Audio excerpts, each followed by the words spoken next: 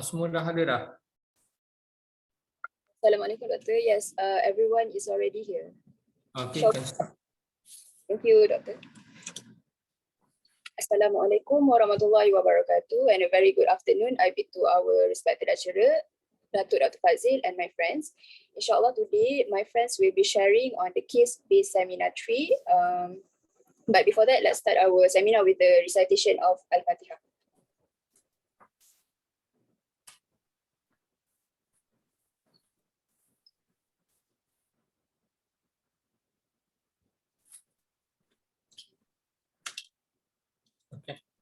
So here are the list of the topics that we will be covered for today. The first one is child with altered sensorium, abnormal gait, lower limb weakness, as well as diarrhea. And inshallah, I will be the first presenter and will be sharing on the approach to a child with altered sensorium. My name is Hazika Irdina and my metric number is 1014014. So before we dig deeply in the altered sensorium, we might want to know the definition of the altered sensorium.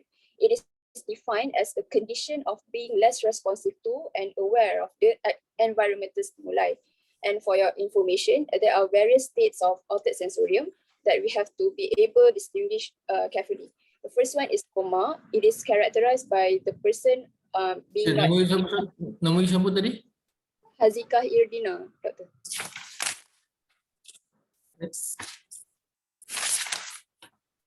So the first one problem is case Sabina. Problem. Yes.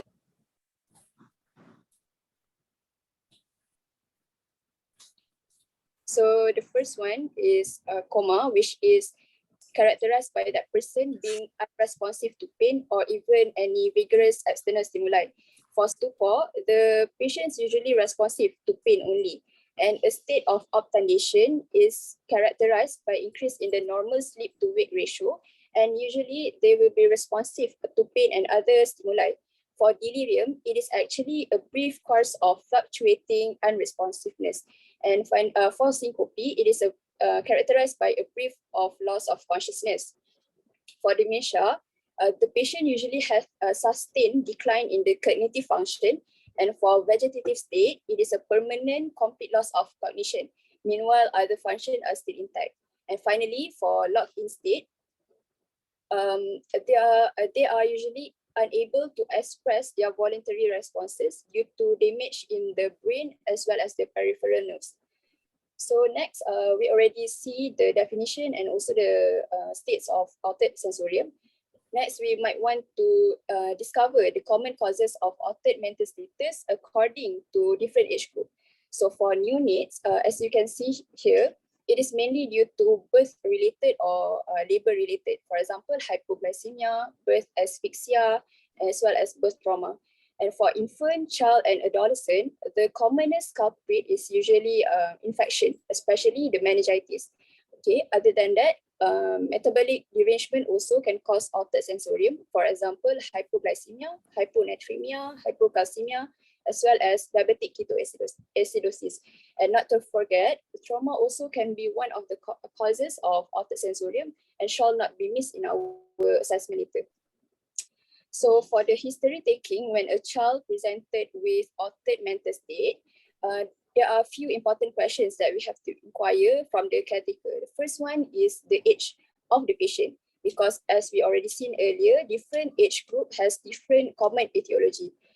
Other than that, it is important for us to know regarding the onset of the altered sensorium, whether it is sudden or gradual in onset. Because for sudden, it is usually due to trauma to the head that will lead to intracranial hemorrhage. Other than that, epilepsy also can cause a sudden onset of altered sensorium. For gradual onset, the disease usually takes a longer time to progress. Therefore, for example, as seen in infection, metabolic derangement, space occupying lesion. Okay. Moving on to the important associated symptoms that we have to ask the parents. If the patient, the child has any symptoms of infection, especially meningitis, for example, like fever, rash, photophobia, or any history of recent traveling, poor feeding, inconsolable crying, as well as irritability. And then symptoms of increase in intracranial pressure also shall not be missed. For example, like headache, nausea, vomiting, or blurry of vision. And then symptoms of GI loss, recent GI loss, or poor oral intake may contribute to electrolyte imbalance, especially the hyponatremia or hypoglycemia. And finally, if there is any fitting episode prior to the altered sensorium, then we have to ask further regarding the nature as well as the duration of the fitting. Moving on, we have to also inquire regarding the history of recent fall, or if the parents notice any bruises over the skin of the body of their children. And then possible ingestion of medication or toxin can also contribute to the altered sensorium. And finally, regarding past medical history, if the child has any underlying diabetes mellitus that might lead to diabetic ketoacidosis. And finally, if there is any epilepsy that that usually presented with altered sensorium also. Next, for the physical examination, generally we have to look at the patient as a whole, whether they are in ill or toxic looking, if there is any rash on the body, and then if the child is deeply jaundiced, then it might indicate hepatic encephalopathy. And then we also have to look carefully for the evidence of trauma, like bruises, okay, and then the signs of increase in intracranial pressure, like dilated veins or bulging fontanelle, ketotic breath that might suggestive of diabetic ketoacidosis. And with regards to the pupil, we have to look carefully if there is unreactive or unequal, because this might suggest increase in intracranial pressure. Next, for the vital signs of the children, first of all, we have to assess whether the patient is in febrile phase, febrile or not, because this might indicate infection or inflammation. And for the heart rate, if the patient is in fever, then their heart rate might be a little bit raised. Okay, and already in shock, the heart rate will be reduced. For the respiratory rate, tachypnea is usually seen in patient with deep pain, hypoxia, or pontine injury, which is responsible for our breathing mechanism. For bradypnea, usually seen in TKA or sedative intoxication. For blood pressure, usually if the patient is in shock, the blood pressure will be dropped, or also when the child is deeply intoxicated. And finally, not to forget our neurological examination. For example, Kerning and Brzezinski to elicit any signs of meningism, because meningitis is the common cause of altered mental status in children. Okay, so listed here is the recommended investigation from the PITS protocol. As you can see, first of all, we can send for full blood count to rule out any infection. And then urea and electrolytes also may be helpful to assess if there is any electrolyte imbalance. For blood glucose, it is important in supporting our diagnosis of DKA, because usually there will be hyperglycemia. And next, liver function test usually will be deranged in hepatic encephalopathy.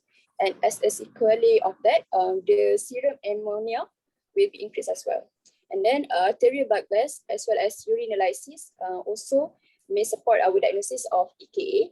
Blood cultures can be sent for to rule out any infection. And then CT brain is done usually when we're suspecting any increase in intracranial pressure or any recent trauma to the head. And finally, for lumbar puncture, it is also helpful, but it is rarely done because if there is any sign of intracranial pressure, it is contraindicated to do lumbar puncture. So it is generally done when we has high suspicion of meningitis in the patient with altered sensorium. So for the management, actually it is derived from the PITS protocol, and here is the gist of it. So first of all, since altered sensorium is an emergency case, therefore the history taking and physical examination can be done later. The first step is always resuscitation. We have to secure the patient's airway, breathing, and circulation, and dextrostic also considered as the main initial resuscitation in the altered mental status. And then we have to assess the patient's Glasgow Coma Scale to identify whether the patient needs intubation or not. Because if it is less than 8, then we might consider intubation. However, in infants, this GCS cannot be done. It is not preferable. Therefore, we can opt for AVPU, which is the alert, verbal, pain, and unresponsive. So when the infant is not respond to pain, it is equal to GCS 8. Therefore, we have to consider intubation. And then we have to promptly correct any electrolyte imbalance when the blood results already come out. And then it is important for us to look and treat for these 4 important conditions. The first one is raised intracranial pressure. Therefore, we have to send for urgent CT, brain CT. And then if the patient is in sepsis, we might consider blood CNS and also empirical antibiotics. And if the patient is in shock state, therefore we have to start fluid resuscitation immediately. And if the patient is currently in seizure, then we have to consider anti-epileptic drug. And so for the take-home message for altered mental status is to treat the underlying condition that causing the altered mental status. You can read further in the pediatrics protocol. In the management. So, can you give a little bit about the Glasgow coma scale?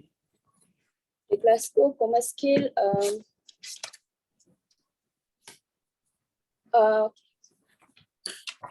So if the GCS is less than 12, we have to monitor half hourly. But if it is more than 12, we can monitor it hourly. What the component? Oh, the components of Glasgow.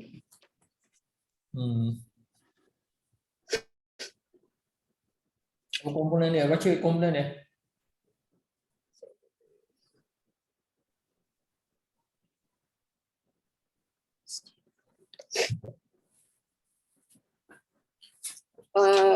There are 3 components. The first one is eye response, motor response, as well as verbal response. For eye response, if the eye opens spontaneously, it is scored as 4. If it is open to verbal command, then the score is 3. If it is open to pain, it's scored as 2. And if there is no eye opening, it is scored as 1. For motor response, if it is obey command, the score is 6. If the motor response localizes pain, then it is 5. Withdraws from pain, 4. Flexion response to pain, scored as 3. Extension response to pain, scored as 2. And if there is no motor response, then it is 1. For verbal, if the patient is orientated, then it is 5. If it is confused, 4. And if the patient blurting out any inappropriate word, then it is scored as 3. And if it is incomprehensible sound, it is scored as 2. And if there is no verbal, scored as 1. So the minimum score for GCS is a 3. 3 and the maximum is 15.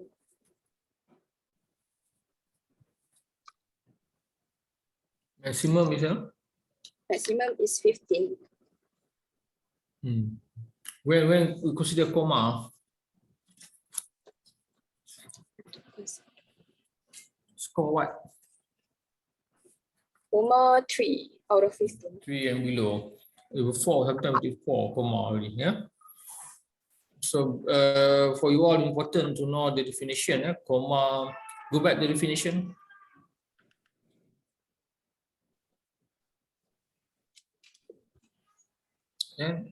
Coma, stupor, obstandard. Standard is difficult to, sometimes not easy to need. Then delirium, syncope, dementia. There are other name for obstandard. I can't remember.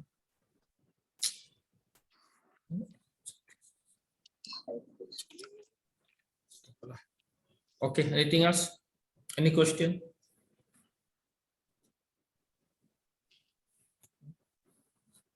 Is there any question from the floor?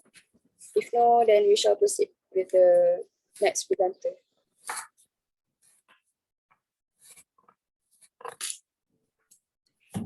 Any questions? Bismillahirrahmanirrahim. Assalamualaikum warahmatullahi wabarakatuh. My name is Muhammad Zulkifli bin Ayub, and then I will continue the presentation about chart with abnormal gait. Okay, next. This is my outline for today, a little bit on introduction, and then we will discuss on case scenario. Okay, next. For the introduction, abnormal gait or a walking abnormality is when a person is unable to walk the usual way. So the normal walking cycle is like we have learned in BMS. So if the patient cannot walk in the usual way, so it's called as abnormal gait. So the abnormal gait may be due to injury, underlying condition, problem with the leg and feet, or due to the pain. There are several types of abnormal gait. So such as athalgic gait, circumduction gait, Trendelenburg gait, athalgic gait, and then I will go one by one. Okay, next. Okay, the first one is athalgic gait. Other name is limping gait, where there is shortened stance phase on the affected side, where the patient tend to reduce the contact time between the injured leg to the floor to reduce the pain. For example, in GIA. So you can see how the patient work, where on the affected side, there will be shorter time. The second is athalgic gait, which is instability with an alternating narrow to wide base of gait. Example in ataxic cerebral palsy and cerebellar ataxia.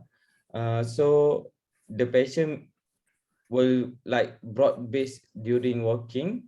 This also can be due to the dysfunction to the cerebellum. Okay, next. Next is spastic gait, where there is stiff and foot dragging. For example, in diplegic, quadriplegic cerebral palsy. The next one is stepping gait. The entire leg is lifted at hip to assist with the ground clearance. For example, in lower motor neural lesion, in polio or spina bifida. Okay, you can see how they work, where it is different between us. Okay, next. Next is the Trendelenburg gait. It results in hip abductor muscle weakness, so it cannot maintain the posture. For example, in CPET, capital femoral epiphysis, or in shortened limb. Okay, next is toe walking gait, where it is normal in child, but if it's persistent beyond 3 years old, it can caused by pathological. For example, in diplegic cerebral palsy. Next. So the causes can be many, that can be divided into mechanical causes, osseous causes, articular causes, neurologic. Okay, for example of the mechanical causes, it can be due to acute injury due to accident or non-accident, can be due to overuse condition, and due to limb length discrepancy. Next is for the osseous causes. It can be due to SCFE or SUFE, separate capital femoral epiphysis, or osteomyelitis. For the articular causes, it can be due to septic arthritis, rheumatoid disease, and ankylosis of joint. For neurologic, it can caused by like cerebellar ataxia, brain tumor, myopathy, and cerebral palsy. For hematology, it can due to metastatic tumor or leukemia, and others such as bursitis, rickets, and fibritis.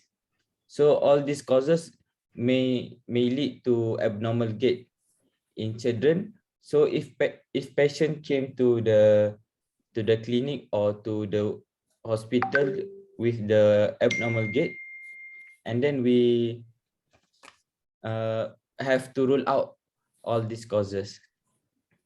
Next. So for the scenario, Shazlin, a 12-year-old girl, present to clinic with a 4-month history of intermittent pain on her left hip with associated limb. Okay, next.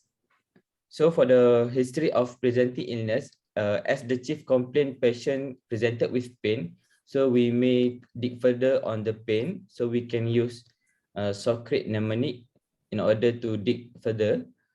Site of the pain, the onset, either it acute or chronic pain, and then the character of the pain, is it continuous or intermittent, only on working or on rest, and then relieving factor such as PCM or NSAID. Exacerbating factor is the pain is exaggerated by walking or by running, and then the time and the severity of the pain.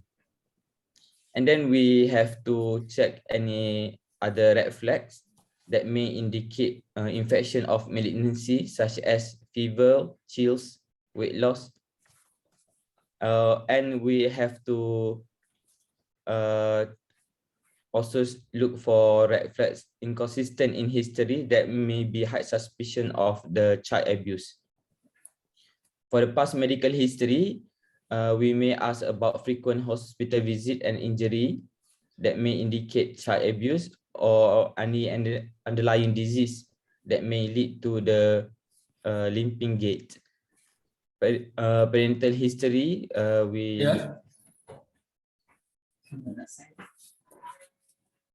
Continue. Continue. Okay. For the developmental history, we may ask about the motor development, such as delay in walking, any persistent to walking. And for family history, we may ask autoimmune disease, such as thyroid disease, neuromuscular disease, and then hematological disease, that one of the causes of limping gait. For the social history, we may ask, does the gait, the abnormal gait, affect her daily lifestyle, about the school performance, active in sport or not. And so for this patient, Shazlin is a 12-year-old girl who present to clinic with 4-month history of intermittent pain in her left hip with an associated limb. The pain is worse on running, and she has stopped participating in her physical education classes at school. She occasionally takes ibuprofen that provides some pain relief. There is no history of trauma. She is generally well. She had a tonsillectomy and adenodectomy at 5 years age. Her mother has hypothyroidism. So from history, we can see that the pain is exaggerated during running and has affect her daily life, where she has stopped participating in physical activity at school. Okay, next. For the physical examination, the first thing we have to look for the general appearance, and then we find and look for dysmorphic features, and then we look any skin changes, and then we look at the feet. And then it is important to take for the anthropometric measurement, and then vital sign, and proceed with the muscular skeletal examination, as well as the lower limb examination. So on musculoskeletal examination, we have to look at the muscle wasting, any muscle bulk, chronic, because of the chronic pain can cause patient refuse to walk and may lead to muscle wasting. Then we have to look any bony tenderness or soft tissue swelling around the affected site, and then look for joint symmetry. So for the lower limb, we can do limb discrepancy, look for any different, and then check at the spine for the appearance and any scoliosis or kyphosis. And then we do Trendelenburg test. And then after we do the musculoskeletal examination, we may do the neurological examination by do tone power reflex and then straight leg test. So for this patient, she is afebrile, so it's not infective causes. So she has an obvious limb. The left hip is flexed and there is a restriction of internal rotation, abduction, and flexion. There is no sign of left knee or foot, and there is no other joint abnormalities. The back is normal.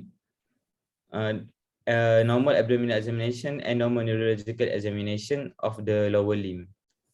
So Janis' weight is 55.4 kilogram and height is 134 cm. Okay, next. For investigation, we can do a blood test. For example, full blood count to look for anemia that may be due to the chronic disease. Blood film to rule out acute leukemia, and we may do inflammatory markers in order to rule out infection or inflammation. We can do CRP or ESR. So if we suspect infection, we may do culture of blood or urine. If we suspect autoimmune disease, we may do specific tests such as autoantibodies to rule out rheumatoid disease, SLE. And then we can do imaging. So this patient have pain and limping, we may do a hip x-ray. So hip x-ray we can do by anterior posterior or frog view. Next is CT scan, and lastly ultrasound if we suspect child abuse or any joint effusion. So this is the lab result of patient. Everything is normal except the X-ray. So in the X-ray, it show there is a widened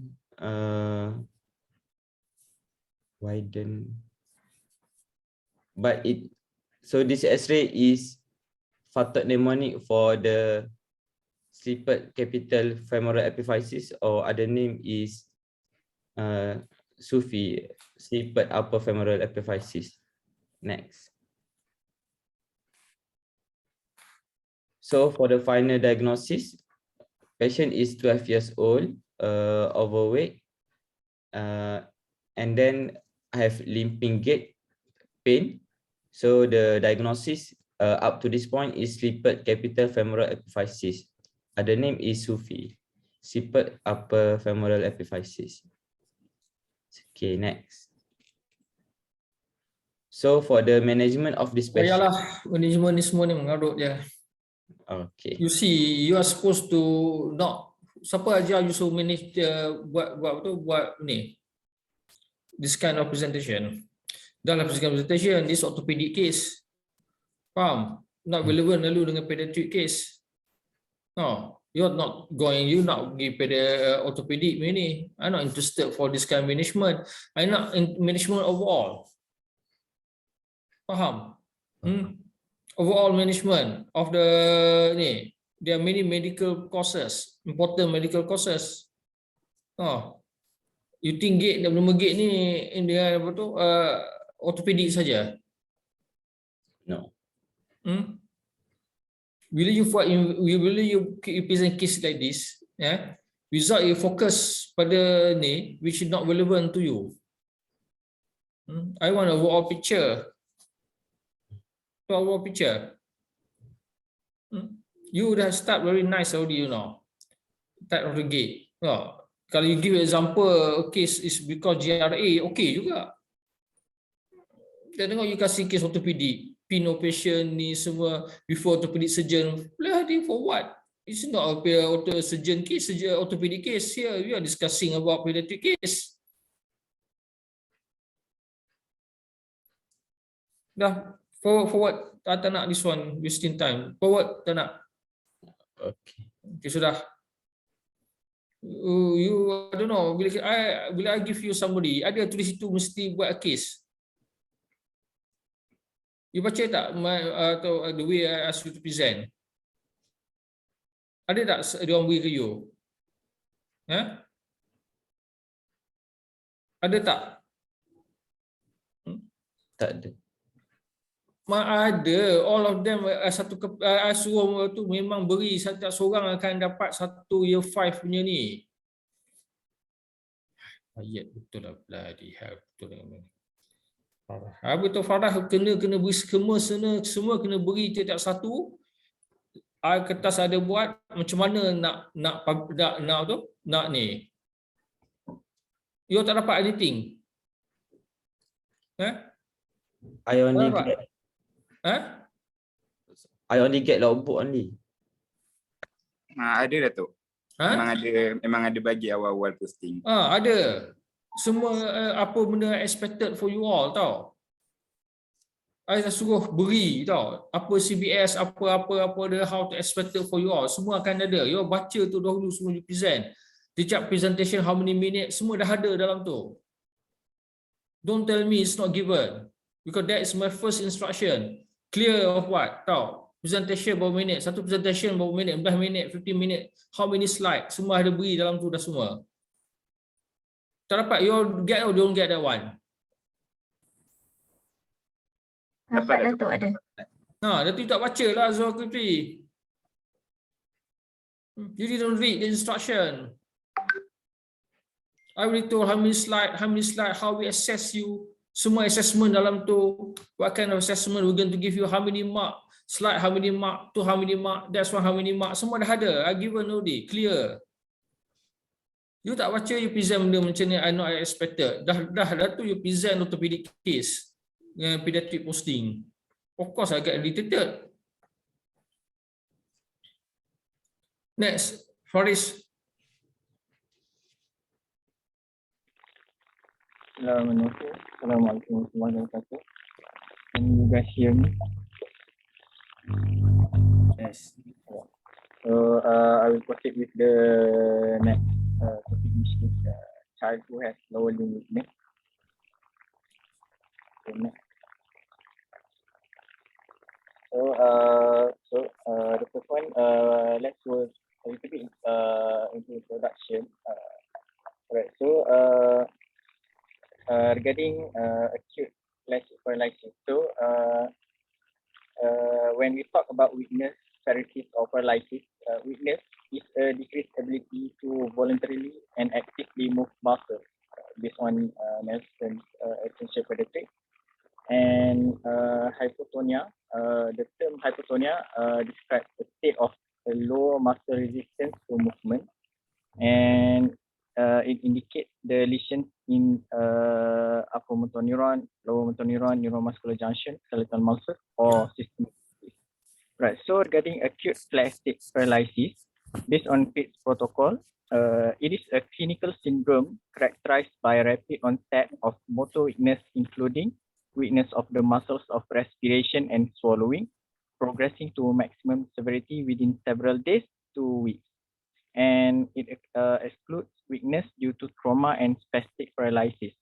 So the term spastic indicates the opposite of spasticity, in which spasticity may comes with hyperreflexia, clonus, or extensor plantar responses, or possibility. Alright, next. Okay, so the causes of lower limb weakness in children could be originating from several causes, which is could be come from spinal cord, such as disease of acute transverse myelitis, in which it is an acute inflammation of the spinal cord with motor and sensory deficit, tumor, infection, infarction, abscess, and also spinal shock. Next, for the anterior horn cells, the disease that may come in this part is poliomyelitis, in which it is secondary to a poliovirus infection. Next is spinal muscular atrophy, and this disease is an autosomal recessive condition, and it is diagnosed in a floppy infant instead of older children. Right, next, for the peripheral nerve, if the patient comes with unilateral weakness, lower limb weakness, it could come from enteroviral infection or local trauma. And if it is bilateral, it could be caused by Guillain-Barré syndrome or GBS. So GBS, basically, it is an acute autoimmune mediated polyradiculoneuropathy, or it also can come from toxic neuropathy. Next is neuromuscular junction. The disease that may come in this part is myasthenia gravis, in which it is an acute muscular weakness due to massive neuromuscular blockage. And then tick paralysis, basically the tick releasing neurotoxin, and then it will cause ascending weakness. Then botulism, basically also from the botulinum toxin. And then for the muscle part, the disease that may come in this part could be from myositis, toxic myositis, metabolic myositis, and also DMD, Duchenne muscular dystrophy, in which it is also an autosomal dominant condition, and the weakness is due to alterations of a protein called dystrophy. Right, next. So let's go to a case scenario. Inshira, 7-year-old Malay girl, admitted to PICS HTA due to lower limb weakness for 2 weeks duration. Actually kan, case scenario ni siapa yang suruh you buat?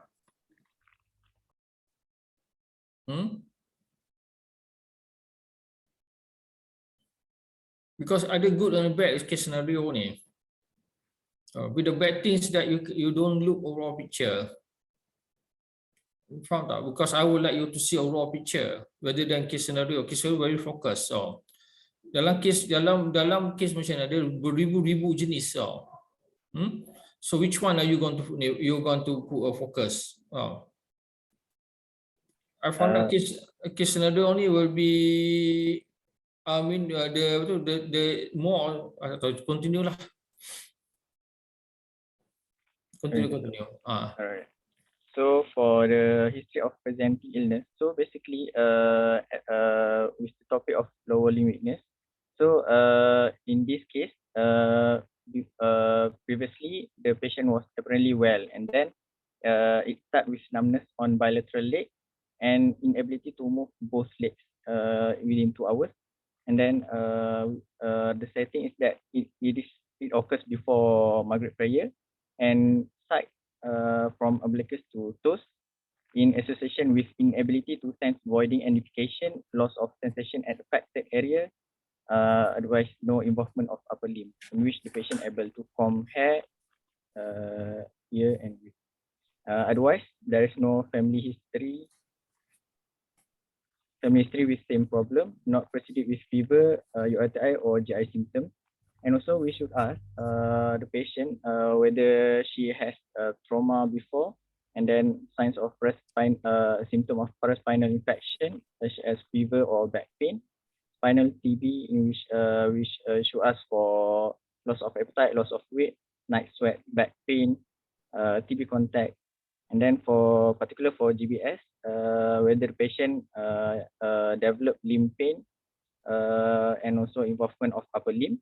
And then regarding stroke, to exclude stroke, we should check for altered mental status, seizures, slurred speech, and facial asymmetry.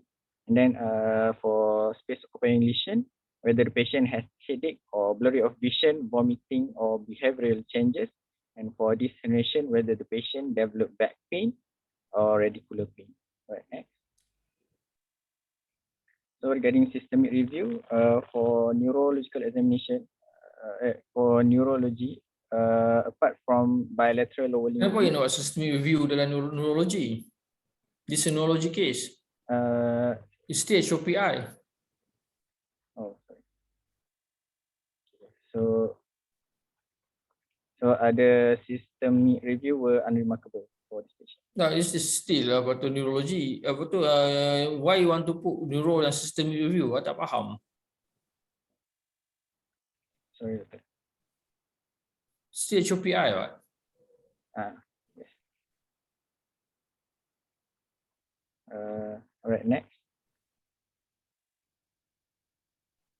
So other history pertaining to the patient is that no medical illness, except patient had eczema during 4 months old and never had undergone any surgery.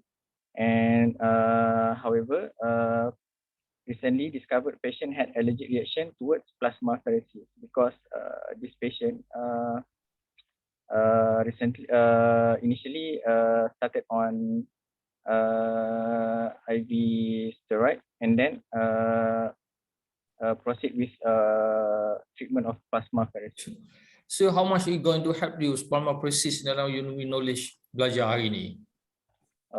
Plasmapheresis. Yeah, I know. Tapi how much is going to help you? Nothing. Faham?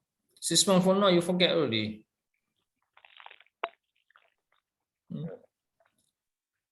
Continue.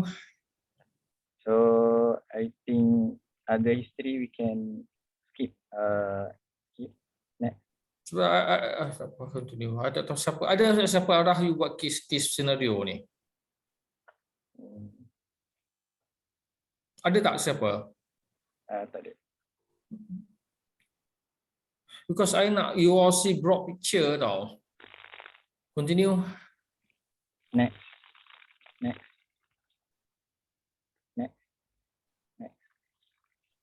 Right. So regarding physical Then you examination. talk about how long you can present this topic daripada I beri daripada handout I beri tu. How long is it supposed to present? 10 minutes. 10. In total semua sekali. How many slides supposed to be? Should not be more than 15 slides. How long? 20 minutes maximum. You baca ke tak baca handout tu sebelum you buat all this? And I already give the guideline, tahu tak? How to do the case presentation. I kasih guideline satu persatu, step by step I give the guideline. Apa nak present dahulu, what to present next, apa nak present next, semua I give the guideline already.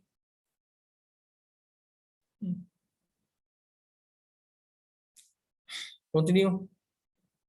Right. So for the physical examination, generally we should check whether the patient is still unconscious, and then for this patient, no signs of dehydration, in which there is no sunken eye, lips not dry, and skin tegris is good. And then there is presence of CBD on the right side. So what all this related to the presentation? You found out topics? I tak faham.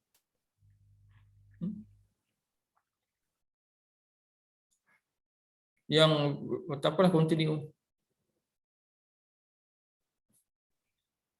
And then for BMI, the patient is underweight, and for the vital signs, blood pressure is hypotensive, pulse rate actually tachycardic, temperature is febrile, SpO2 is normal. Right, next. So regarding neurological examination, for mental state, she is conscious and alert, no slurred speech. Cranial nerve is intact, there was no nystagmus, no ptosis, no normal pupillary reflex, and no facial asymmetry noted. And regarding examination of the back, no deformity, but there is tenderness noted. Next. So this summarizes the neurological examination of the patient. So the power is 0/5 for both lower limbs. Then the tone is hypotonia, reflex is 0. There is equivocal Babinski sign, clone is absent. Sensation is up to T10, in which it is up to umbilicus, and proprioception is not intact. So other system examination unremarkable. So in summary, case of Inshira, 7-year-old Malay girl presented with sudden and rapid onset of bilateral lower limb weakness and loss of sensation with urinary and bowel incontinence for 2 weeks duration, which preceded with numbness at fractured area. On physical examination, bilateral symmetrical paralysis of lower limbs with absent reflex, sensation up to T10, and loss of proprioception. So the provisional diagnosis up to this point is acute transverse myelitis. So because the patient has positive points in which it is preceded with numbness over both legs and loss of motor function, and there is loss of sensation up until T10, and the differential diagnosis that we can consider up to this point will be from GBS. However, the points against GBS that there is no prior infection, and then there is no blood and stocking distribution of sensory loss. Then we can also consider spinal TB. However, there is no TB contact and no prior chronic cough. Also, we can consider spinal cord trauma. However, patient denied any history of trauma. Next. So, investigation for cases of lower limb weakness. Basically, firstly, we can do full blood count in order to rule out underlying infection, and then serum creatinine kinase, in which it can be elevated in an inflammatory myopathy, such as viral myositis, polymyositis, and dermatomyositis. And then serum electrolyte, basically to exclude metabolic myopathy, such as hypocalcemia. And then liver function test to assess nutritional status, and also for pre-treatment assessment, lumbar puncture in order to rule out infectious process, nerve conduction studies, in which it will be slow in demyelinating neuropathies, and then blood culture and sensitivity in order to rule out septicemia, and aid for antibiotic choice, and stool for poliovirus, which is important based on global polio eradication initiative, and we should report the case within 24 hours and send the stool within 2 weeks of the onset of the paralysis. And then spinal imaging that we can do is that You dah present 25 minutes, you tahu tak? Continue. Next. So for the management wise, report case and send to for. Ada tulis dalam tu kan, tak payah kasih dosis kan. No. No need to give the dose. Apa you nak ingat ke dosis semua ni? Next. So this is taken from this protocol, and you guys can refer to it later. Waste time. Because there are many, we're not focusing this case only. I ask you to do the overview. Next, forget about this. So I think that's all for me. Thank you. Any question? You all can please read the, you all don't need to learn in everything very detailed tau. Kenapa nak menyusahkan diri? I tak faham kenapa you all nak menyusahkan diri. For you all, there's a time for all to learn everything in detail. I just want you all to learn the overview only. How to, they say patient coming with weakness. How are you going to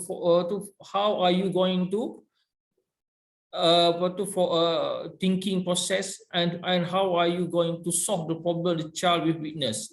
That's the aim of this one. Bukan to know diagnosis, bukan to know nak manage each disease, tak perlu. No. It just aim is that to thinking, how to think, the thinking process step by step lah. Tak payah terlalu detail, because it's not your level lagi. Even ada tulis dalam tu specifically, no need to put a dose, because I got irritated, you will give the dose. No. Because you're wasting your time, you're wasting your brain. Next time please, when we give you handout, baca the handout. We make it handout to make your life simple tau. Supaya medical tu is become simple, you're going to enjoy the medical. You tengok tadi pun apa tu yang sebelum ni pun dia punya line tu semua you cakap oh masya-Allah, I pun tak ingat benda tu, tahu tak? I tengok benda tu pun I dah takut. So complicated. The pathway tu. Very complicated the pathway.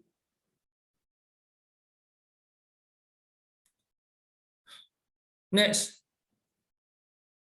You see, you have to realize your capability of focusing is around 1 hour. Now, that's why I like to maintain is around 1 hour.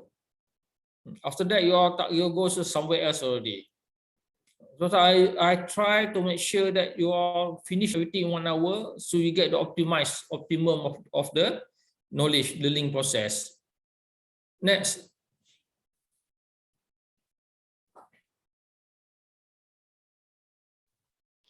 Okay, now, Bismillahirrahmanirrahim. My name is Nip Akmal Hamiza Media Zainuddin. So I'll be presenting the last case-based seminar for today, which is child with diarrhea. Next.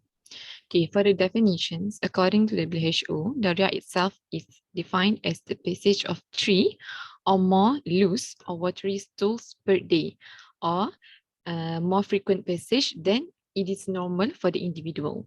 So it can be divided further into acute diarrhea and also persistent or chronic diarrhea.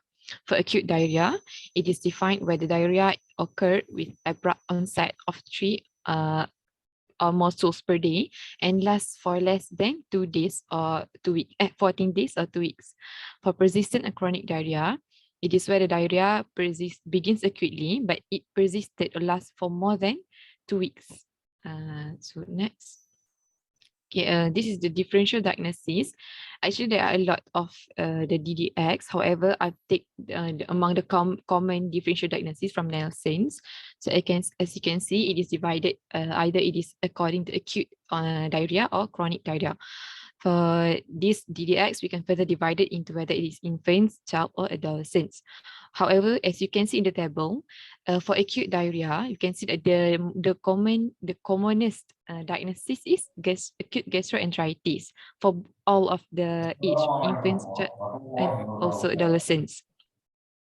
Other other differential diagnosis for acute diarrhea is systemic infections, antibiotic-associated diarrhea.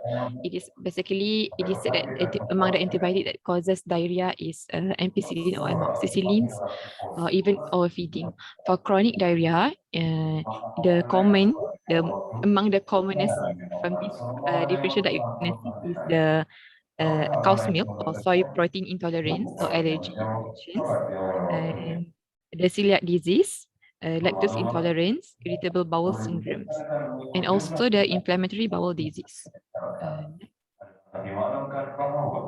For the history and physical examination, I've divided according to acute diarrhea and also chronic diarrhea. Okay, this one can become 2 slides, tahu tak? You tahu tak? This one we call crowded, very crowded slide. Oh. Continue.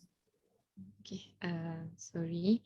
For the history in acute diarrhea, first regarding the diarrhea itself, we need to ask whether there is a presence of blood or mucus. If there is presence of blood or mucus, it can indicate inflammatory bowel disease, or for the mucus, it can also indicate a sign of infections.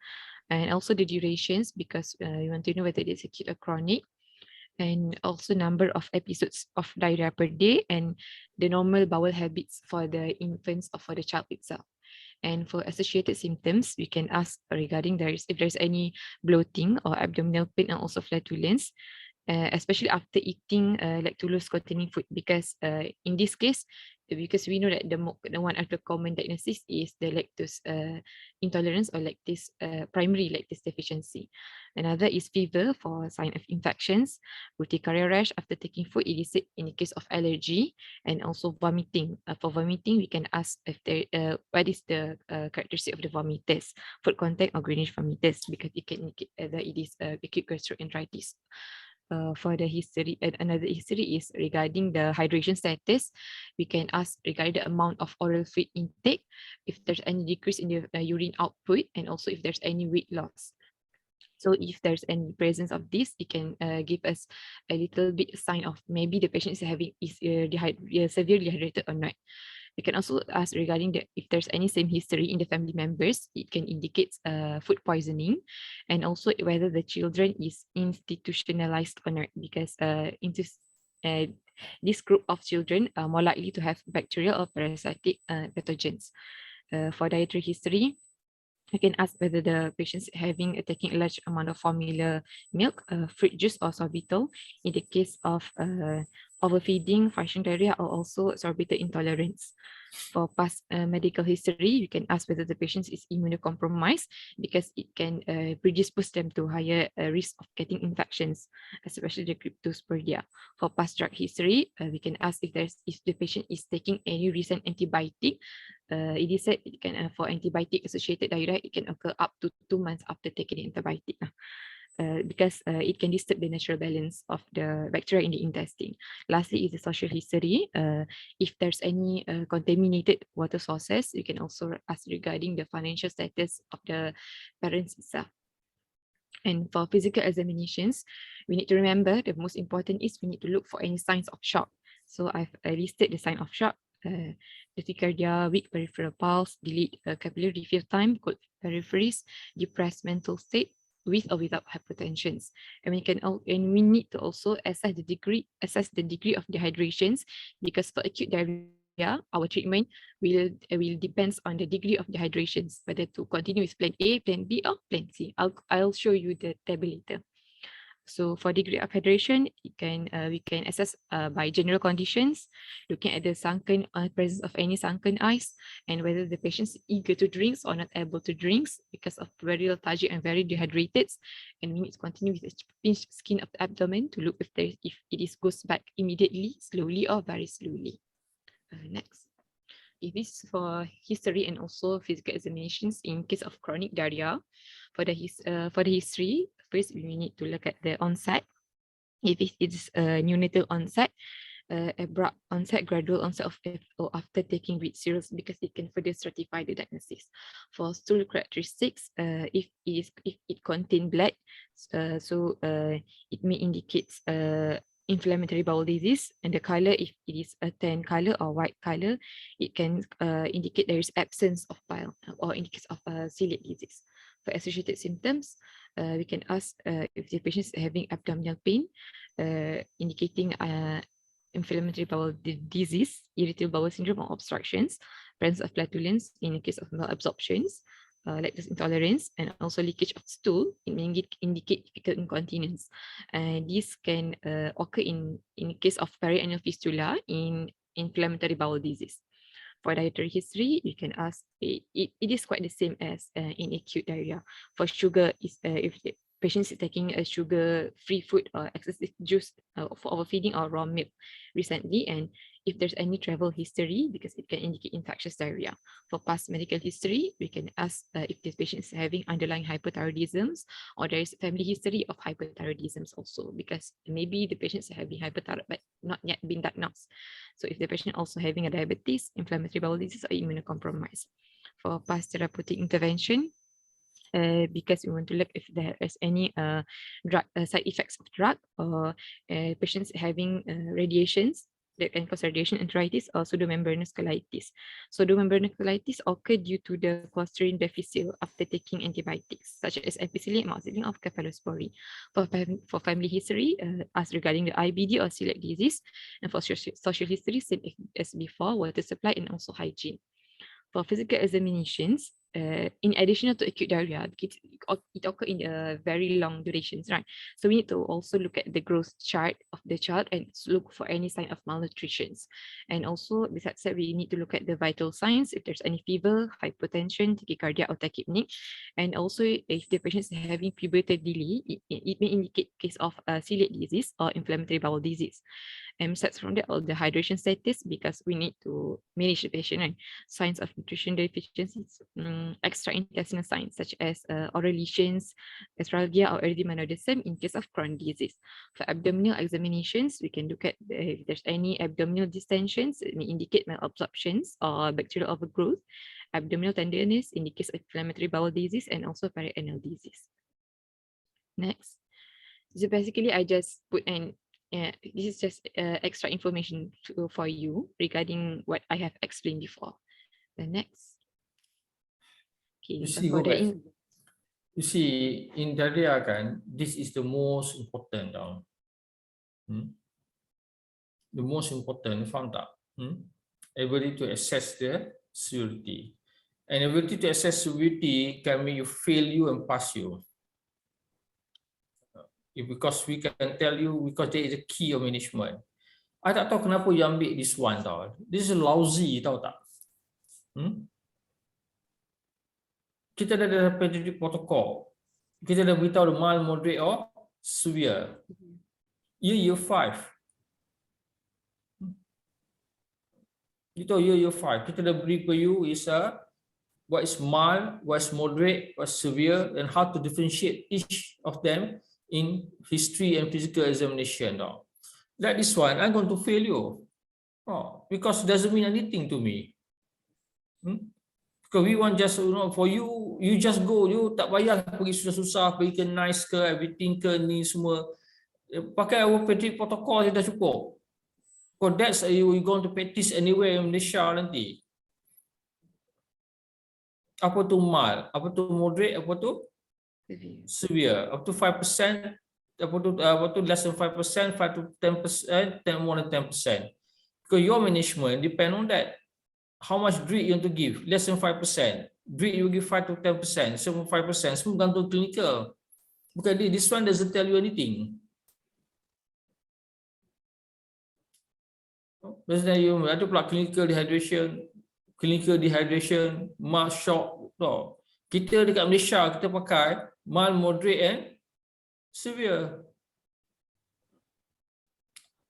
You what? You rasa kalau you ambil pada nice semua everything Mak Saleh punya, bestnya ya. You rasa macam tu. For your information, I ada work dekat overseas dah berapa tahun. I can tell you, sama je, sama pandai je dia dengan kita, tak ada beza. Sometimes we are more rajin daripada orang lagi. I tak tahu kenapa you choose this one. When kita orang dah ajar you the different way, because you make thing more complicated. Dalam exam we only ask you 3 things aja. What mild, what is moderate, what is severe. Kita tak ajar you apa tu clinical hydration, apa tu clinical dehydration, apa tu shock. We don't ask you those things. Then you confuse you punya ni. Continue. For the investigations, first of all, we can order full blood count to look for sign of infections, leukocytosis or anemia in the case of chronic illnesses, and also thrombocytosis in the case of inflammatory bowel disease. For renal profile, we want to assess the hydration status and also presence of AKI by looking at the serum urea and creatinines, and also the electrolytes. For liver function test, in the case of malnutrition, the patient may be having a hypoalbuminemia. And also for sign inflammations, IBD, we can order either ESR, CRP, or ferritin. For ABG, we want to look in the case of patient in shock. So we want to look presence of metabolic cirrhosis. And for causes, we can send for stools full examinations and also microscopic examinations. Look for any presence of blood or leukocyte that can indicate infections. Also, we can also look for any presence of parasitic ova or cyst. To differentiate between osmotic and secretory diarrhea, we can order stool pH, electrolyte, and also osmolarity. For the other investigations, we can send also for stool culture and sensitivity to rule out infective causes, besides from the stool for rotavirus and also Clostridium difficile toxins. For contrast study, it is better to look at the motility disorder or congenital malformations. For CT abdomen MRI, look for any involvement of the small bowel and presence of abscess of stricture in inflammatory bowel disease. And for colonoscopy and biopsy, we need to look for any which area is involved in the inflammatory bowel disease and obtain the biopsy for the diagnosis. Next.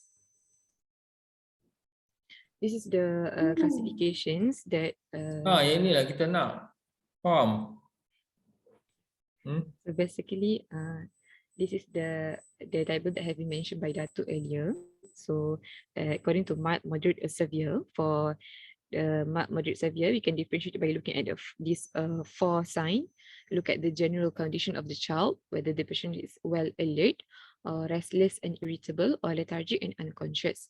For any full sign, or look for any presence of sunken eye, and we can also offer the child fluid and look whether the patients can drink normally or eagerly, or not even able to drink or drinks poorly in case of very severe dehydrations. And we can also do pinch skin of abdomen to look at the skin, whether it goes back immediately, slowly, or very slowly, of more than 2 seconds. So according to these classifications of dehydrations, so we can choose, we can decide whether to continue with plan A at home, plan B, or plan C.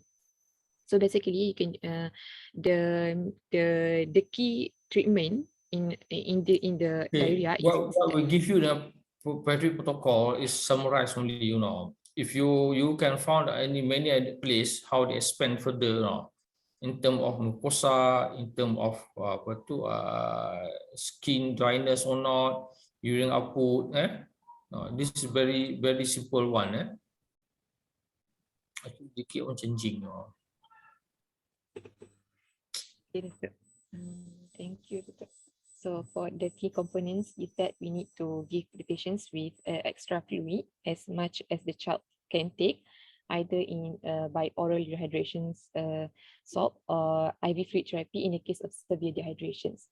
Then we need to also continue feeding in the case of formula fed infants. They can continue their usual formula immediately on dehydrations. So for however, in the case of treatment of plan A, because we let the patients to go home, so we need to educate the mother to know when to return to clinic and hospital. Other treatments is additional treatment is pharmacological agents, either by giving antimicrobial, but it is not routinely used. It's for child with bloody diarrhea, where we suspect infections. And other agents is anti-diarrhea and also zinc supplements. For management of chronic diarrhea, the first is we need to do initial resuscitations by correcting the fluid and also electrolyte abnormalities and hypoglycemia, and also prevent the hypothermia. We need to also identify the causes so that we can treat the causes. For nutrition, and then we need to give a nutritional assessment and also rehabilitations, where we may consider giving micronutrients such as vitamin A, iron, or thiamine. In the case of lactose intolerance, we can continue breastfed, but for formula-fed children, we can start with lactose-free formula. And in the case of monosaccharide intolerance, where instead of despite being given the lactose-free formula, but there is still persistent diarrhea, so we can do the treatment is by bowel resting, parenteral nutrition, and also gradually introductions to feed. The last one is after we are giving the nutritions and also resuscitations to the patients, we need to make sure that we monitor the serum electrolytes so that we can know whether the patient is improving or responding to our treatment or not. Next. So this is Berapa slide you buat?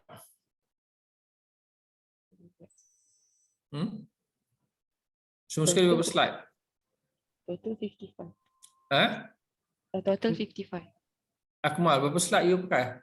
Oh, saya. For you saja. Oh, saya 9 ke tak? 9. You tahu berapa slide you boleh pakai? Up to 15 slide.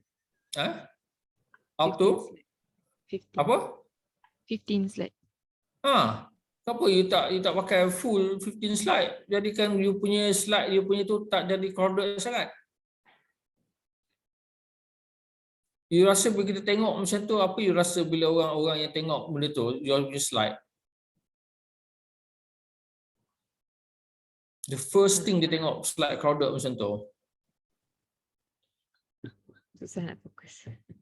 Tahu pun. Tak tahu masa tu nak fokus tu tahu. you use the all the ni, kalau you make it nicely your slide tu ni dalam 15, so we can see banyak tu, we can focus, we know what to ni. Dia tak tahu ke menakutkan tengok slide macam tu. Banyaknya nak baca. Second speaker berapa slide? The first speaker, the third speaker.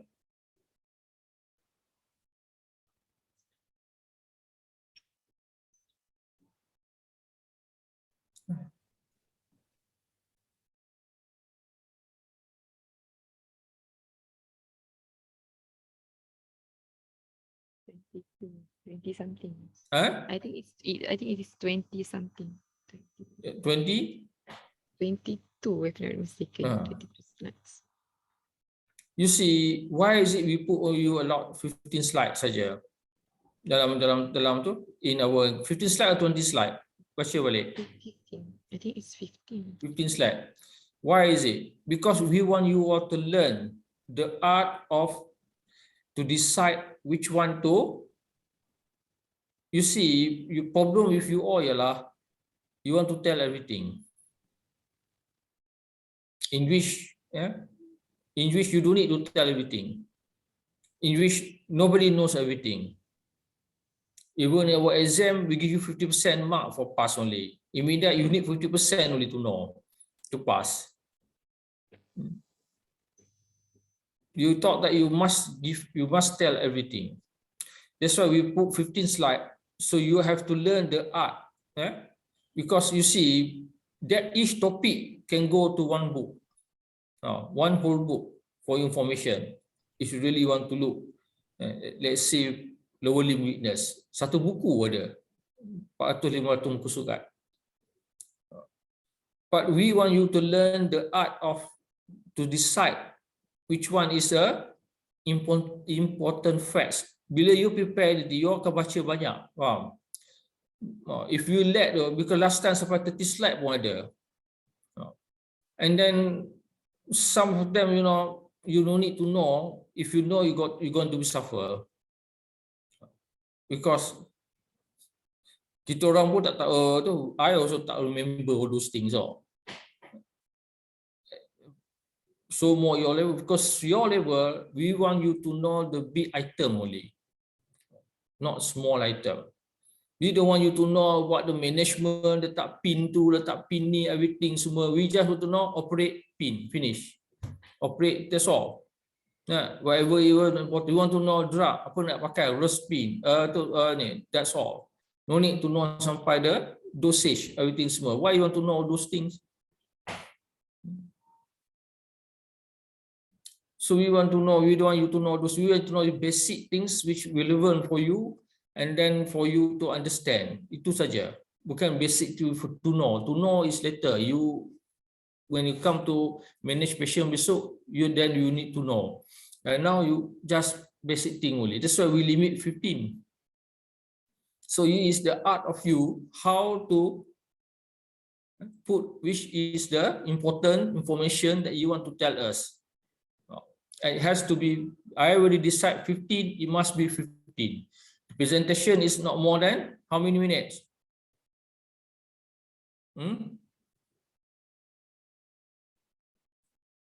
How many minutes? Should not be more than 20 minutes. 20 minutes. I decide because the reason is we want you to learn, because it's part of the training. To train, because I think that's all you need to know. 20 minutes only. You have to learn to tell us which is the important things. So this is part of the training also, to have the art of discarding which one is you think not that important. So you have to decide which one is important, which one is not important. It's not to tell us everything, because we also don't know everything. So the part of training. That's why we give you all the guideline. Follow the guideline, because the guideline was designed to make your life easy. To make your life easy, you follow the guideline. If you are smart student, smart, not intelligent, smart student, before you do everything, you read already all the what is needed What is the requirement? You already read all those things. No? If you're a smart student, you already read all the requirement, what is being required, and then follow that guideline. Because you have to realize that we are people with 20 years of experience. Oh. You know what in front of you. You only know until your level. But what in front of you, you don't know. But we have been gone through it already. We know what in front of 2 years in front of you, 5 years in front of you, 10 years in front of you. We know what is all those things. So we know what you needed, how much you needed. So you just follow what the requirement because it was designed for your level. Because I found out many of you suffer because you want to know everything. You don't think so?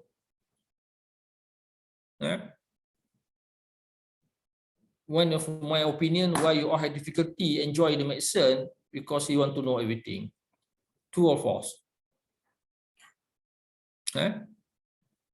You don't think my conclusion is wrong?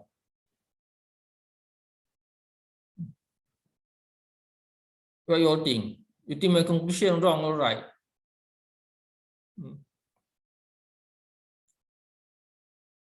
Not sure. Setuju, Dato'. Especially nowadays, the book become thicker and thicker. I don't know why the book become thicker and thicker. We also learn last time.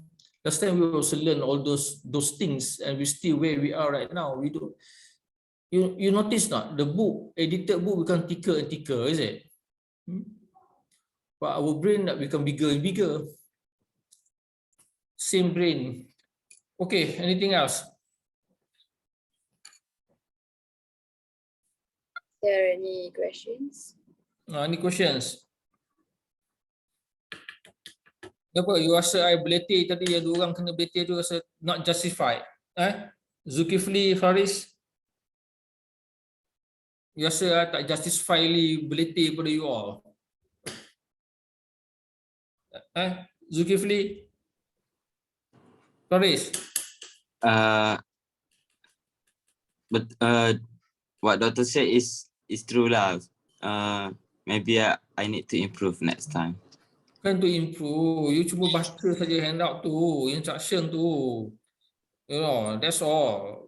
Because I try to make the medical teaching you enjoy it.